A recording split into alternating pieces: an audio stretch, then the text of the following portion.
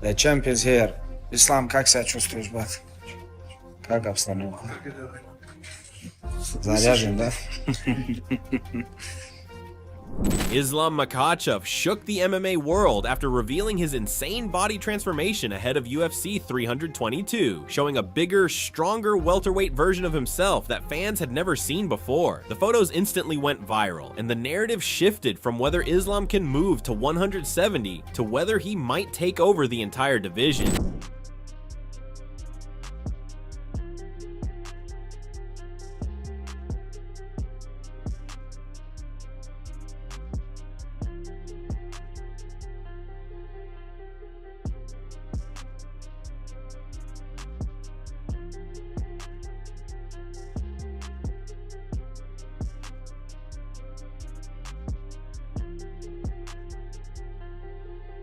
Daniel Cormier was one of the first to react, saying Islam finally looks like a natural 170-pounder, and warned that Jack Della Maddalena has never experienced pressure like this version of Makhachev. According to DC, this new size combined with Islam's suffocating grappling could become one of the most dangerous weapons in the UFC. There's been moments where we're in practice and I'm going with Khabib or Islam and I'm the big guy. So generally, a smaller guy gets on top of you. When you decide it's over, you just throw him off of you. Yep. No technique, no skills. You just literally grab him and you kind of throw him off of you. I'm grappling with Islam once and I try to throw him off of me, but he's still there. And so I give him a little harder shove and he's still there. Next thing you know, I'm grappling at 100% because the dude's that strong.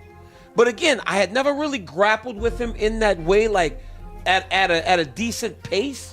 So I didn't recognize the strength when he was trying to keep me down. Javier Mendez, Islam's longtime coach, added that the transformation isn't random, but part of a calculated plan. He explained that Islam's weight gain was measured and purpose-built to dominate welterweights, hinting that not just his strength, but even his striking power has increased. I think the biggest thing on our side is he's very, very strong. Very strong. So, yes, he's super, super strong. Out of all my lightweights, he is the strongest one out of all of them. I don't recall one lightweight stronger than him. Not even close. He's the strongest. So out of everybody I have, he's the guy that has the best opportunity to be able to handle the strength of the bigger guys.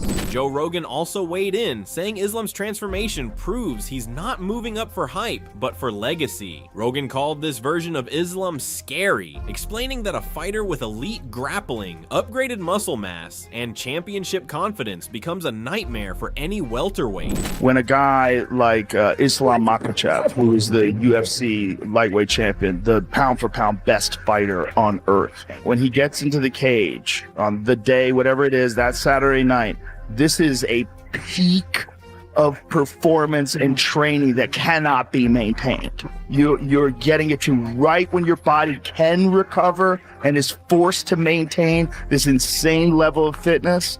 And then you have to take a break.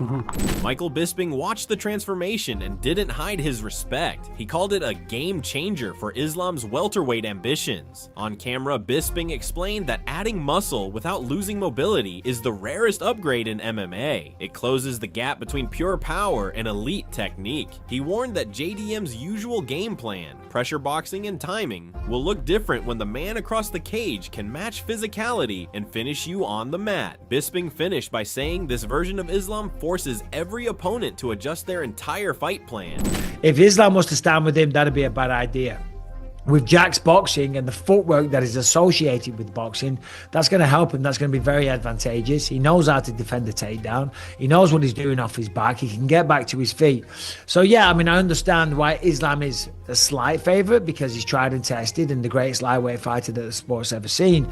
But don't be surprised if Jack Della Maddalena gets it done. Robert Whittaker praised the transformation, but warned that Jack Della Maddalena's power remains a real threat. According to Whittaker, size helps, but you still have to survive Jack's hands, reminding fans that nothing at 170 comes easy. JDM versus Islam Makhachev. What do you think about this announcement? I think was unexpected was the relinquishing of the lightweight title. They don't want to do it anymore. I expected it in a sense because Topuria did it. People would have to follow suit, but Islam Islam's kind of like the poster boy right now for the UFC. In terms of this fight, I'm going to go Jack. Obviously, I'm going Jack. Everyone knows. We always back Obviously, I'm going DLC. Jack. When I said at that time, just then, that was objective.